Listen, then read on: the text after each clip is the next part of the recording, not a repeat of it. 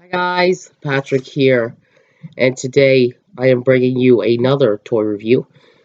Sorry for the delay, because last week my mom's computer had a problem, so I agreed to let her watch this laptop that I film on, um, while her computer was being fixed because I'm nice like that.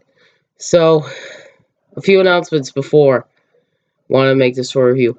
I won't be posting a video next Wednesday, next week, because for obvious reasons, because Christmas Day on Wednesday, but because and also kind of the background noise of like people downstairs on Christmas, because our family usually some family members stay late, some stay early, things like that.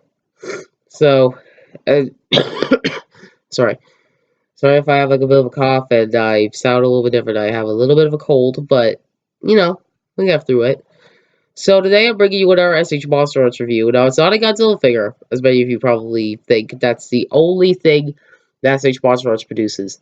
Well, they do make Predator and Alien figures, so I'm reviewing one of those. So today we are going to be looking at the SH Monster Arts Alien Big Chap. Now, this is my first ever Xenomorph figure, not the Neomorph doesn't really count. So this is my first one, and I think he is pretty cool. I'm not gonna lie, but there are a few flaws. So you know how this works. We're gonna go over sculpt, paint, accessories, and articulation.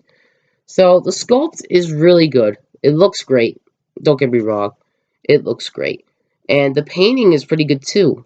It's mostly flat black, but there's a bits of silver dry brushing to highlight the details, which it looks really good. Now, one complaint I have with the figure, and it's a bit of an eyesore, is the dome right here. Now, in the movie, they do have this. It's not just like an original design. So in the movie, they have this to cover their skulls, but in the movie, they're like more like blackish in color, kind of like the back here. But for some reason, they decided to make the whole head transparent. Now, in the movie, it was transparent, but it's not this transparent. You really have to look closely to see the skull.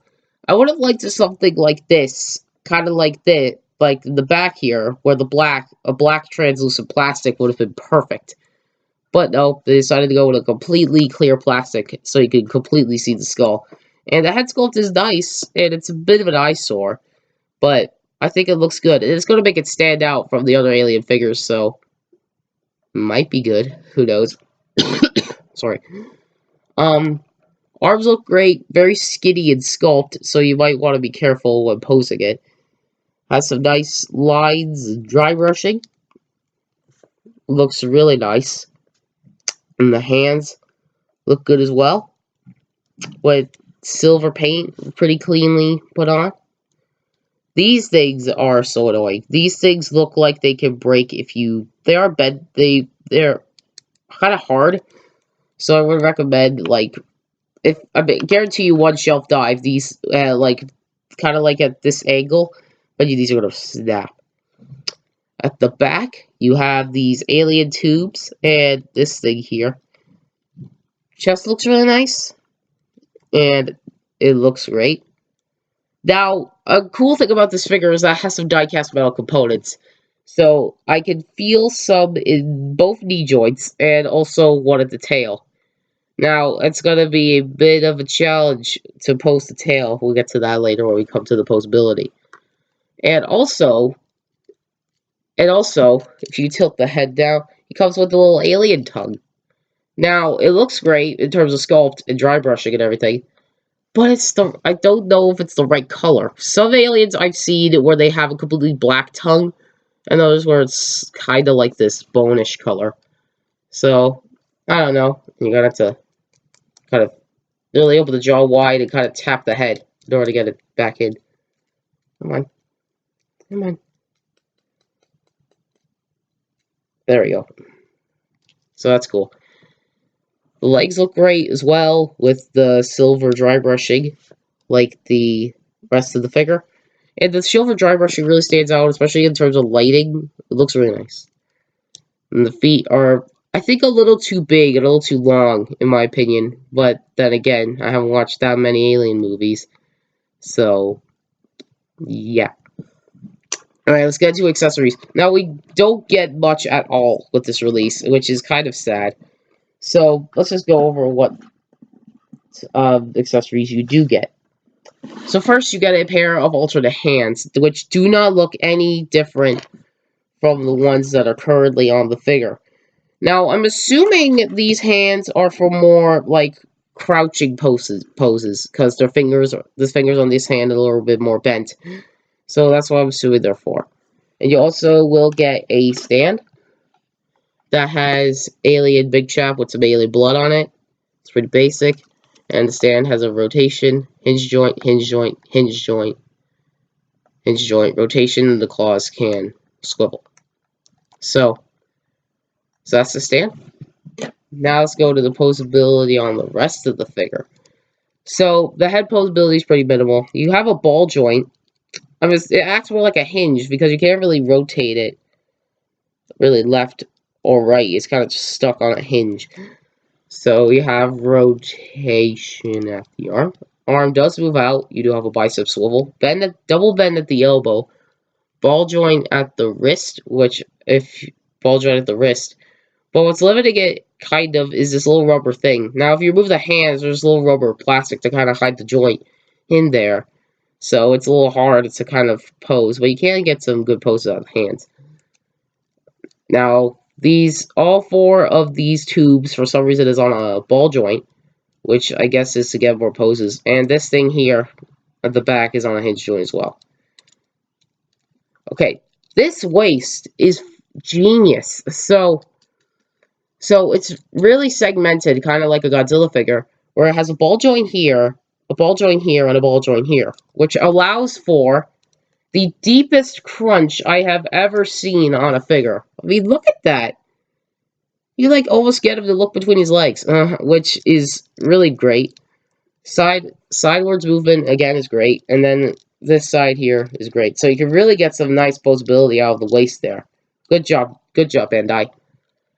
So legs can rotate up here, but kind of like the Dragon Ball Z figures, they do have a...